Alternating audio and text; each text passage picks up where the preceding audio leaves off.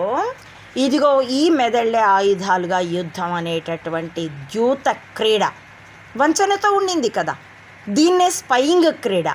దీనిలో మా పందెం ఇదిగో ఈ అమ్మాయి, ఈమె మా అవుట్లెట్. మా వ్యూహాలు ఏవైనా ఈమె నుండే నీకు తెలియాలి. కాబట్టే ఒరే నీ తాత ముత్తాతల వలయం మాకు చిక్కిపోయిందిరా అని 92లో చిక్కితే 2008లో తెలియజెప్పింది నా బ్లాగ్ ద్వారానే. కాబట్టి ఈమె మా అవుట్లెట్. సమాచారం లేకపోతే స్పయింగ్ చేస్తుందండి, ఏజెంట్ అయినా ఏజెన్సీ అయినా. కాబట్టి మా ప్రాణాలు ఉంచాల్సిన అవసరం వాడికి ఉంది. అలాగే పందెం ఏమిటంటే ఈమెని నీ అవినీతి వైపుకు తిప్పుకో.